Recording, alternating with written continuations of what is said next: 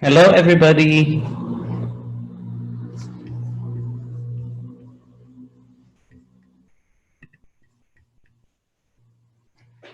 Hello, everybody. I'm just going to greet everybody. Hello, everybody. Look at you.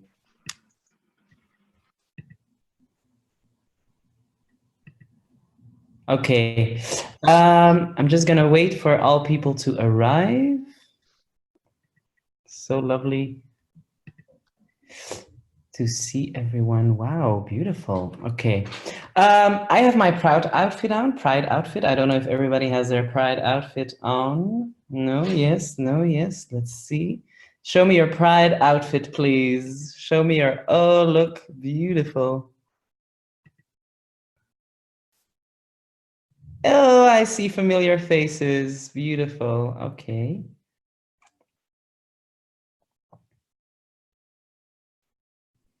Feel free to show your camera because then I can see you. But if you don't feel comfortable with showing your camera, of course, you don't have to. But feel free. We're just waiting also for some people to arrive. So exciting.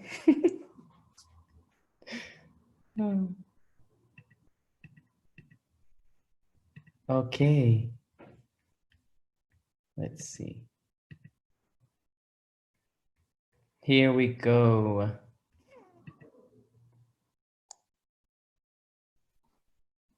Okay. Ah, I hear a voice. Whose voice was that? This is Frederick. Can you see us? I can see you, Frederick. Hello, Frederick. How are you? Hi, Jaouad. Hi. This is him. Can you see him? I see a part of someone. Ah, This there. is my husband. Hi. Oh. Is a cowboy part of your Pride outfit? That's definitely a part of my pride. I love it. Always go to Pride with my cowboy hat on. I love it. It's 7 o'clock, so I already took a red wine for myself because it's Pride. So feel free to have a little drink. We're not in the museum, so you cannot make anything dirty or spill anything. You're in your own little home, so relax yourself. There are just a few still have to, I'm going to add. So Frederick, how are you? Good. Good. Well, I'm really glad that we're starting to work again and to reopen BOZAR, and you're a part of this, obviously.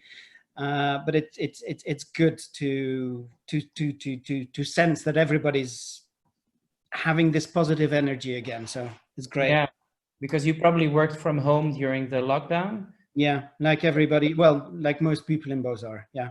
But it's not the same. I love working at home. I can work at home, but I love also just coming under colleagues. Agreed.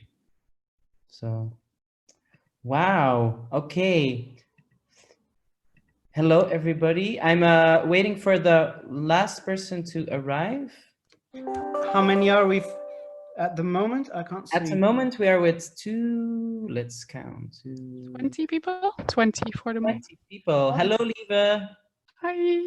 Hi, Danny. Hi, Annie. We were waiting for Alberta. I think Alberta was coming too. Where's Alberta? Yeah, definitely.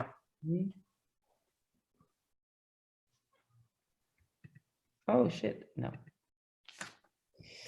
I'm going to say already that I'm going to do a lot of swearing, so I apologize for that. I have a tendency to swear. Hi guys, I'm there. Hi. Hi. Hello. Do you see me? No. I don't know. Hi, Alberta. No. Hi. Hi, do you see me? No, it's okay.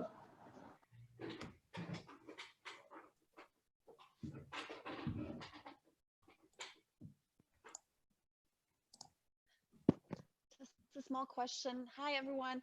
Hi. Everyone who's not talking, could they mute their microphone? Yes. So I'm going to give a little bit of information, actually. I'm just going to add an Annalise. So we're going to have parts in the Zoom meeting, actually, in the Walk With Me tour, where I'm going to ask you to respond to a piece of art. And people who feel comfortable can open then their audio, and then we can have a conversation about it. But I think because we are with a lot of people, I think it's best to all mute the microphones, because then I think we can create a better focus on everyone. If that's okay for everyone, just nod your head. Lovely. Okay, there's one person coming in. Say hello to Gerda, everybody.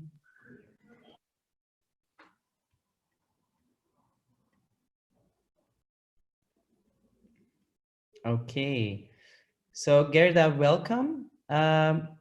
If you would be so kind to mute you so that we don't hear your audio, and then later in the walk we will take the time to open the channels and have a conversation with each other.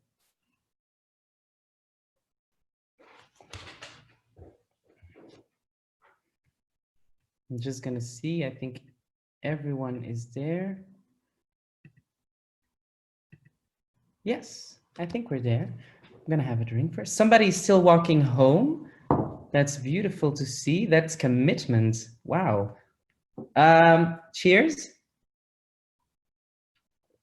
So, hello everyone, and welcome to this Walk With Me tour.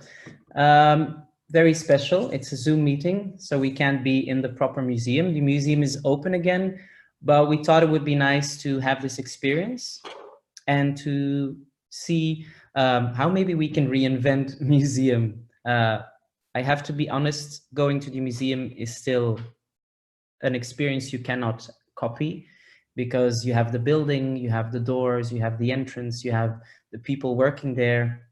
So I don't think this is an plan B for museum. I think museums should stay museums, and I hope we can soon all go back to museums.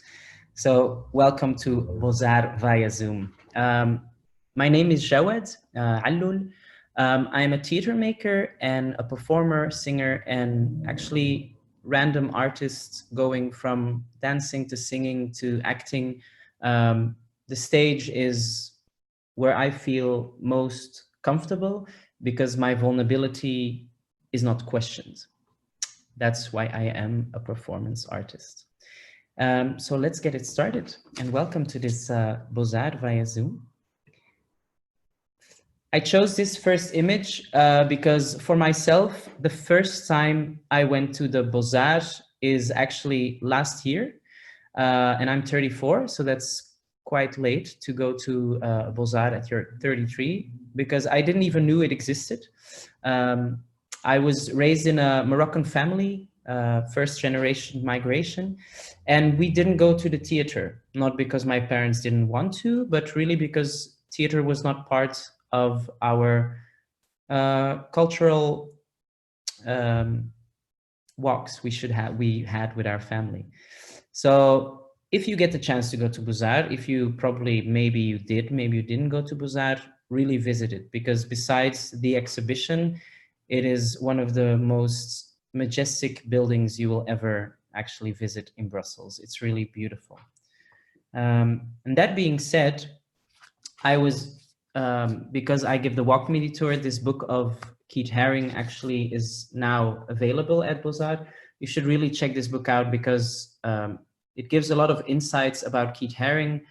The pictures are beautiful. You can even cut them out and even put them in postcards or something. So if you get the chance and it's safe to go to BOZAR, visit it, because it's really worth it. And also this exhibition is elongated, so you can go, I think normally it was till this week or something, but I think they made it longer until June. So go visit it. You will love it. To July 21st. July 21st. Thank you, Melat. Melat is like my secret secret information agent. Cool. Keith Haring, I think not only for me, but he was a great inspiration, because it was very hard to see where his being an artist and being a human actually went through each other, actually. His art was an expression of him just being alive and perceiving the world and translating that actually. And his drawings were quite simple, but I challenge you to take the time and to copy a drawing what he made, because it's really, it's very interesting to see how something very simple is also very complex and complicated. And whether he was in the subway or the streets or on a rally or in a restaurant, till he made it all the way up to very fancy schmancy exhibitions and galleries. Even with all that success, his heart was really in activating people through art on the streets, in the subway, everywhere. He believed art was for everyone. He believed art could be used as a weapon in a world that was in need of change. And I hope that we can talk about that, because I feel that the situation we are now in is also a reaction of a world that is in need of change. So, I'm gonna go back quickly to this one. The image we're seeing here actually is the pop shop. So pop shops were actually key to his way of communicating, as he did with the subway drawings. He wanted actually to attract the same wide range of people, because whether he was in galleries with people that were in politics and people that were very high in our society, till making art on the streets, he wanted to create the same atmosphere. So he wanted to give house to art that everyone could visit, from guys in the Bronx till very rich people in high societies. In other words, this was also an art statement, that art was for everyone. And the picture we are looking at is one from the pop shop in Tokyo. So that was really, he's a very impressive man. So the next picture, I chose this picture because the first time I visited the Keith Haring exhibition, it gave me so many questions, but also so many answers to look at this picture. And this is also the first piece of art that I would love to discuss with you, actually. Like, who's ever feeling comfortable, there's a chat box. And if you feel comfortable to talk about this piece of art, that would be great. And then we can open the audio and we can have a conversation about this piece of art, because it's untitled. And also for me, I love how it makes you force yourself to look the other way. Often when we go to see art, what we do is look at it from a distance, and we want to see how we perceive it and look different at it. And the force about this one is that you are already magnetically pulled to turn your head. So let's do that for like a minute. Hey guys, while you're doing that, technical assistance, would it be possible to turn off your video? Because it's all fun to see all of your faces, but it's a bit too busy. So thank you. Thank you.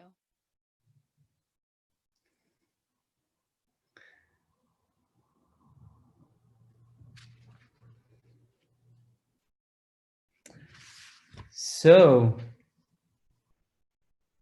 what are your thoughts?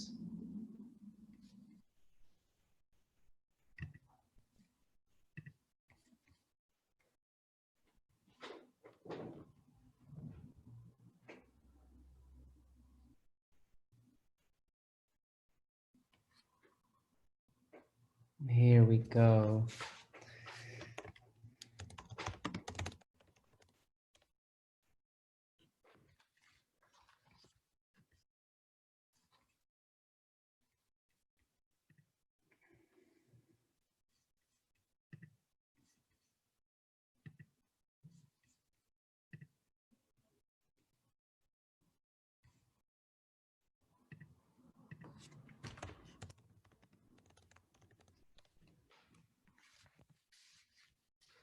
The doubleness of life. Wow, that's very beautiful. The doubleness of life. Yes.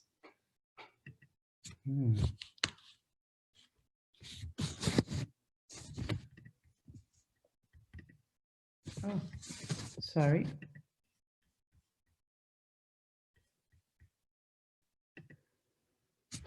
Does anyone have another point of view on that, or does someone feel comfortable to go in the chat box? Birth, Vela, thank you, birth. Yes. Connection, feeling connected. Kindred spirits. Ooh, Friedrich, I love you. Yes. Shaking it off. It make a switch into my head to wounded knee. Okay. Wow, that's powerful. Okay, let's see. We have some newcomers coming in, so let's see. Hello, everybody. We were just discussing actually this piece of art because it looks like humans are in each other's and struggle to be free and unique. Wow, Elisa, very beautiful. Anais says, it made me think about the Vitruvian Man of Leonardo da Vinci from a modern point of view. Yes, absolutely. I think the only difference with the Vitruvian Man that he is centered and everything is around him. And with this, I can really see two entities. And I think someone said, Frederick said that as well, kindred spirits. For me, it really shows actually two people. Two people stuck in each other. On the other hand, you can ask yourself who's stuck into who. Are they both stuck? Is one of the people stuck? This one is also, by the way, if you look at it in real life in the BOZAR, it's beautiful because it's on vinyl tarpaulin. I don't know what tarpaulin is, but it's like, it's a vinyl fabric actually, like they use with tents often. And it's pulled wide actually, and it's really very impressive to look at. So make sure to go actually to the BOZAR because you will have the full impression when you see it. Let's see if someone still has some remarks. Yes. Melat, I love you. So next picture. This one is, these were actually like newspaper articles that Keith and people around him, creative people, got together actually to give new meaning to what was happening at the time, because there was a lot happening at the time. That world that was in need of change that we were talking about was a world where President Reagan, which we see here, and Pope John Paul II had their high years. These were like, for them, they were killing it. They were on top of their career, actually. Amazing for them, but unfortunately for the world, they were both very conservative and also very popular among the masses, actually. Like, a lot of people were really full on not only believing what they were saying, but they were actually giving them more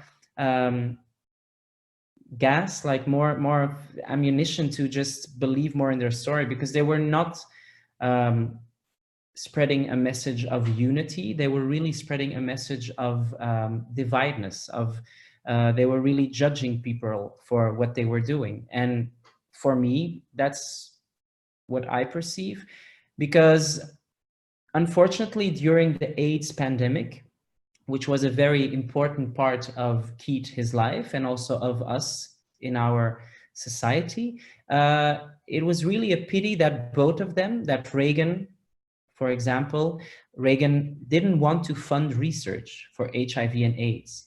And this was problematic because the AIDS pandemic was in the same where we are now today, was in their beginning shoes. So people didn't know what it was like. How are we going to cure this? How do people get sick? So a lot of questions came to mind during the HIV and AIDS pandemic. Very similar to the corona pandemic. Not similar as in disease, but very similar how we as a public and politics reacted on that. And unfortunately, Reagan didn't want to fund research, and Pope John Paul II was also actually, he was against birth control, and he was also condemning gay sex. So that was very difficult actually, because if gay people have to have safe sex, they will have to use condoms. But if you're also condemning birth control and condoms, how are we going to flatten the curve of a pandemic like AIDS? So a lot of discussions came to mind, of course, because yeah, I think even now in these days, to truly grasp a pandemic, what it does to people, the fear we are feeling, the anxiety, the nervousness, a lot of emotions that people are going through. The AIDS pandemic was really a different kind, because it was one, the pandemic was very in New York. New York was the epicenter of the pandemic that went through a very, very rough time. People died on a daily basis. And that's why it was very important for people like Keith to bring awareness, actually, because this was not something that could be solved immediately. This was also something that was very focused on the gay community. Gay men were having AIDS, were having HIV, and were dying because of AIDS. So that was really a problem in a community. So the society that was around that could not be bothered, actually, because it was very easy at that time for a Reagan and a Pope to say, okay, but this is a problem of that community, which created the stigma, of course, around AIDS and HIV, which still today we are still experiencing how that stigma is very alive. Because HIV/AIDS is not only something that gay men have. Unfortunately, it is something that people who have loose sexual contacts are quicker to get HIV and then result into AIDS. And that's why I love Keith Haring, because he, besides him being an artist and translating his art into a world that was in need of change, he also took the position of saying, okay, but I'm going to use my art also to ignite that change. And those are the two pictures we are looking at now, actually. And also what I love is that humor is the best remedy. I think with humor and consensual respect, you can do a lot of things, of course. And we see that here, actually. We see a penis drawn as a little man who's cheering like, okay, yay for safe sex. Because the most difficult to understand is in a society or a world where we just had the sexual revolutions in the 60s, where people were free, were expressing their freedom and their sexual revolution, and it was showing outside. It's very difficult for a lot of people to go back actually to a society that is pushing safe sex and really focusing on stopping the spread of this pandemic. The picture to my left, actually, when I'm looking at it, is the National Coming Out Day. And there also you could already see the first steps of what we still know today as the Pride movement, and actually people coming up for their rights was being fertilized there, actually. People, the fruits we are carrying now for our gay rights is because people back then fought for them on a very creative way, and also on a very sincere way.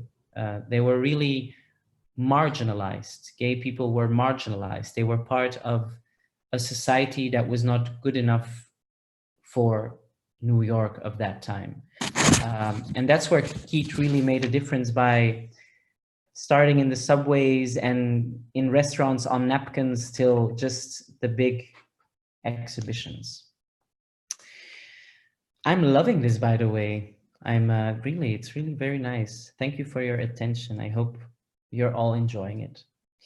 The two next I chose again to discuss with you, because for me, so I'm gonna flip through them. It's this one, the yellow one, and then we have the purple one.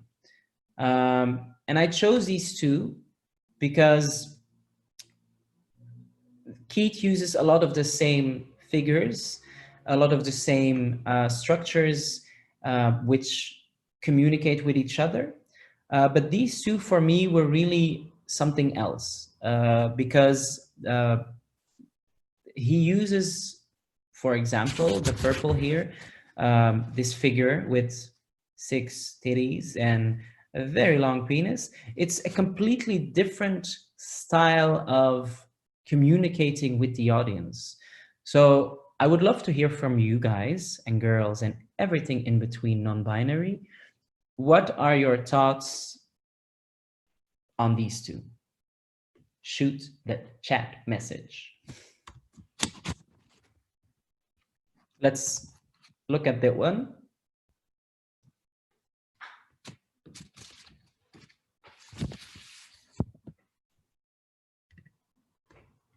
This one.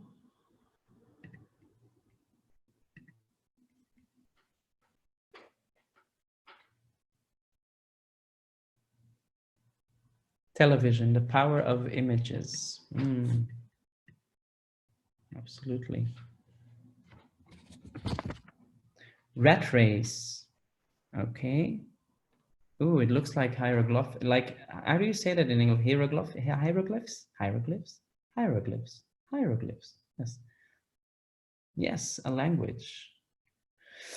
For me, it's also, it looks darker.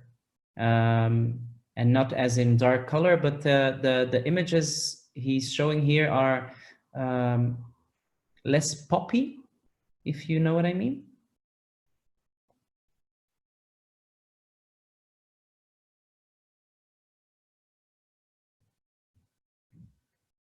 Jeroen Bos. I should look into that.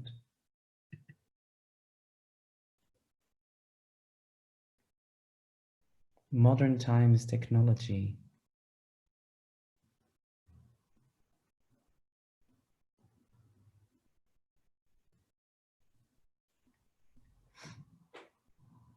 Yes.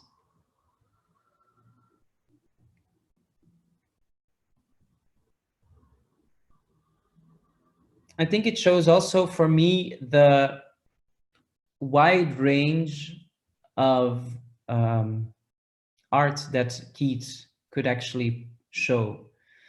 The purple one makes me think to some human fear. The yellow one, on the other way, some human passions. Oh yeah, beautiful. Gonna go back to the yellow one.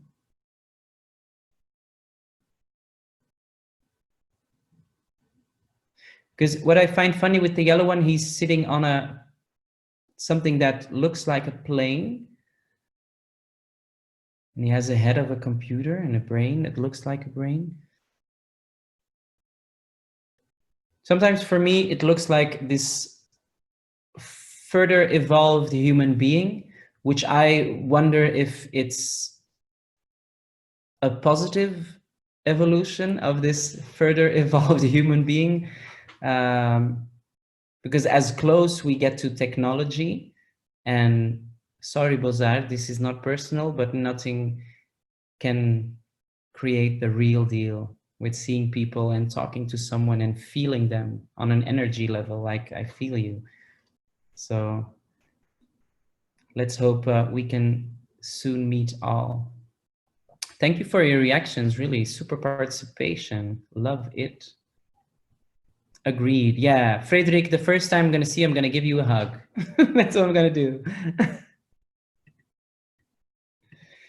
So, and then we have this one. So this one, I love this room. really. Pink is a beautiful color, but besides of the pink color, I think pink is also a color that has a lot of connotations, positive and negative. And seeing it in a room this big, all the walls, it creates a very safe experience, or that's how I experienced it when I went to BOZAR, actually. And the reason why I also chose this is because the pink triangle is actually, I think we are in times where we know that we cannot forget the past. That's very clear. I'm just gonna quickly, because Anaïs was talking about the gap between the culture around sex we can see on screen, media, posters, and the taboo of sex in custom. I'm not sure I'm clear. No, you're very clear. I think what Anaïs, I think what you mean, or how I read it, is we are very hypersensitive about talking about sexuality and expressing our sexuality, whether it's straight or gay or lesbian or bi, our sexuality. But at the same time, everything we see of images, pop culture, porn movies, sitcoms is very hypersexualized. So in one way, we are being shown all these sexual images, but we can't even have a conversation about how our favorite position is when we have an orgasm. So I'm completely with you on that, Anais. I don't have a problem with that, really. People need to talk about sex a lot more. That's how we got here. So that being said, the pink triangle. Again, the pink triangle, history is important because hopefully we can learn from history. That's why history is important. Today, unfortunately, we are again in a world where we are so focused on nostalgia. Oh, the old days, and remember the old days, and before it was all so magnificent and grand and amazing. But for me, that's not where history lies. History lies in remembering ourselves that we don't want to have same experiences. History is not there to leave us mesmerizing about how grand history was, because we have to live in the moment. And the moment is very clear that we cannot have certain hatred and misogyny and judgment again in our world. And the pink triangle was very important because in concentration camps, gay people were actually given this pink triangle. So they know that actually they were gay. To come back to the stigma about HIV and AIDS, this is really physically putting a stigma on people.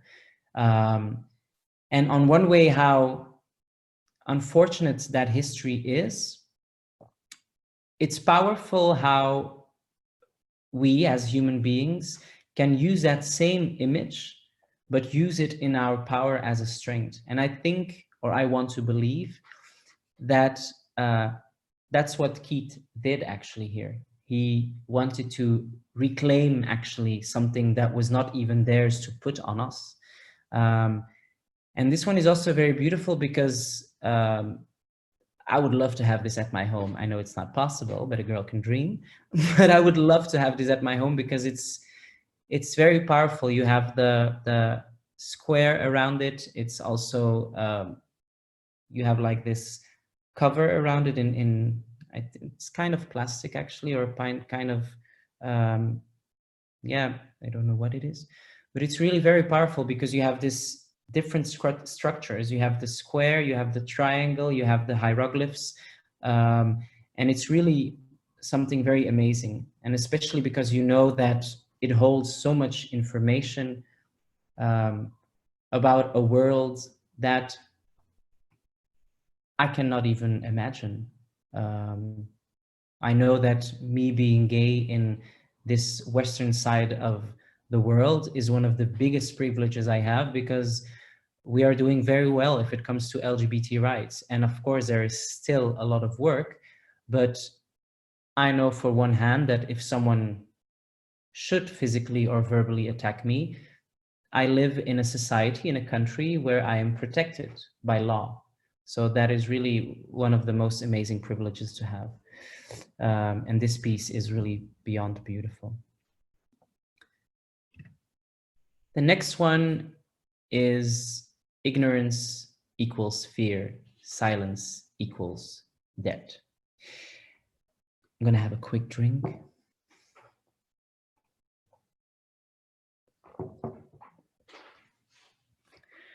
I love this because it's very simple. You do the math, and there's not a lot of math doing, because ignorance equals fear, silence equals debt. And in a world where HIV/AIDS was on the rise and was really taking over people's lives, because once you had HIV, because there was not a cure for it, people would die really very fast, and you wouldn't die in a very pretty way. And so it was very important actually to fight ignorance, to fight people saying, no, you should not wear a condom because your religion says you cannot wear a condom. And the silence is the same. People were dying in very high numbers. Mass graves in New York still exist till today of people who died of HIV and AIDS. And especially in a lot of groups in our society, at the time, people of color, homeless people, were not informed enough with this pandemic. Because besides the sexual interaction that you would have and get AIDS, there were also a lot of people that were doing drugs, heroin, and of course, sharing a needle is also actually part of possibility of getting HIV, because HIV is passed through by blood. Very funny side note, I once played a musical called Rent, and Rent is about actually that period of time where a group of friends, artists, were living together in the same neighborhood, and that neighborhood was about to get gentrified. They wanted actually to clean up that neighborhood because they wanted to build other apartments and attract money actually to that neighborhood. So a lot of people, of the artists and of the homeless people, were really pushed aside so rich people could come and live there. And this specific piece of art was actually, he made it for ACT UP. So ACT UP was an international pressure group to fight the AIDS pandemic. And what they did, and still up today, is to encourage governments to invest more in medical treatments. And this was very important because, as I said before, Reagan was actually not participating in that conversation. For him, it was very clear, this is not something that should be government funded. And that's very trippy because it was the 80s. So that's really like 40 years ago. So it's really very, very young, actually, where we were having conversations on a pandemic and we were choosing not to invest in the research of that pandemic.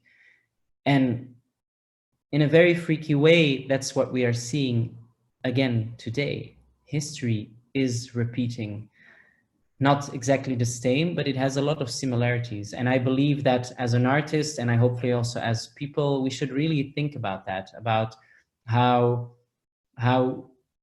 we can have a better, not a better future, but how we can have better discussions on topics that actually concern us all.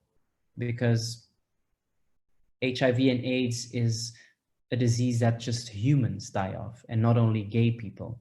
This is really something that should concern everyone. Then we have this beautiful picture of Grace Jones. So Grace Jones was painted by Keith which is one of my dreams, not by Keith, because that's impossible, but I hope one day I can also be painted by someone. But back to Grace. Grace Jones, Keith Haring, Madonna, Michael Jackson, these were also all artists that were really up and coming in that time of age. So it's try to go with me to that time where the gap between poor and rich was very big. There was a pandemic, so there was really something terrorizing the city. But at the same time, New York was also, yeah, alive and popping and just full of energy and full of creativity and full of people just connecting with each other, taking drugs with each other, creating with each other. And Grace Jones and Keith were also part of that bubble.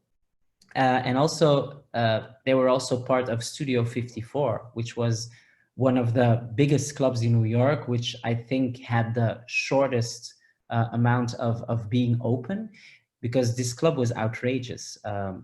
This was a party club, but at the same time, the upper floor was open to drugs, sex, and sex as in all different directions and beauties that sexuality has. So that was really a sort of club version of what the 60s revolutions and the 60s sexual revolution was. And that being said, how I dream of being born in that time, because I think that was an amazing time to just be and take all that energy. Unfortunately, that's not possible, or I need a time machine, but let's not do that. But to try to get in that spirit and to try to get in the spirit of the pride, I would love us to sing one of the most famous songs of Grace Jones. It's not hers, it's a classic, but she also brought it in such a beautiful way. And I hope that I can do that as well. So here's for you, La vie en rose. Quand il me prend dans ses bras, il me parle tout bas, je vois la vie en rose. Il me dit les mots d'amour, des mots de tous les jours, et ça me fait quelque chose. Il est entré dans mon cœur une part de bonheur dont je connais la cause. C'est toi pour moi, moi pour toi dans ta vie. Il me l'a dit, l'a juré pour la vie. Et dès que je t'aperçois, alors je sens dans moi mon cœur qui bat. La la la la la la la la la la la la la la la la la, all together. La la la la la la la la la la la la la la la. Oh. I love that. That would be, oh.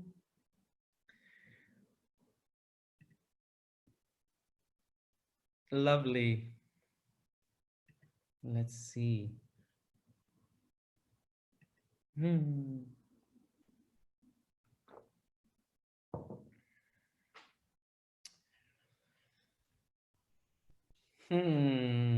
Thank you.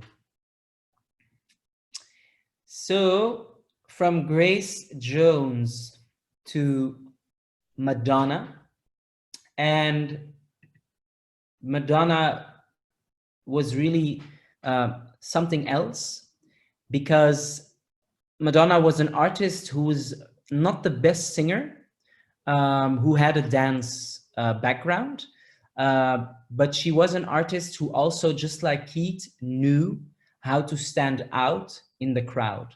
So she did really outrageous thing.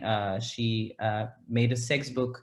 She had songs where, like a prayer, for example, where she showed a black Jesus. So this was also an artist who was actually also pushing the limit, pushing actually boundaries of the religious Catholic belief. So yeah, of course, these two artists, it's quite obvious that they work together and that they also actually fed off of each other's energy. Kruisbestuiving, I don't know how you say that in English.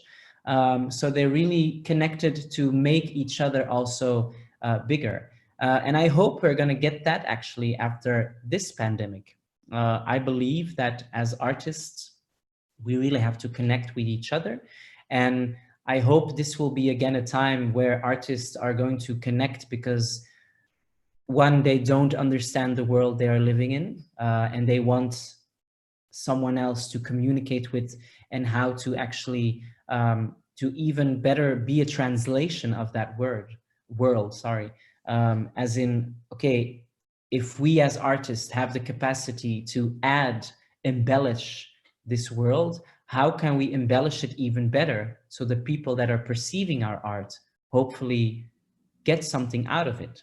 And I love when art does that. I love when art is one way there to comfort us and soothe us and hold us like a little baby, but at the same time that also gives us tools to really think, to really question the world, ourselves. And I love when art does that. And Keith and Madonna, especially Madonna in her early days, did that. And this is a beautiful outfit by Vivienne Westwood, who is still on today also. These are artists that are timeless. These are artists that were actually, their message will always be transferable. And maybe because we as humans learn very slowly, but maybe that's also because they were really very visionary. They would really dream of a world that was beyond themselves. And that's what I love about them. Here we go. And then, of course, art is for everybody. This is the first picture I showed you in the beginning. It's really beautiful. And also it's the truth, because art is really for everybody. And I really believe that BOZAR with this exhibition has made a very clear point, that how big the doors may seem, everyone can come in and enjoy this amazing museum, because it's a treat for the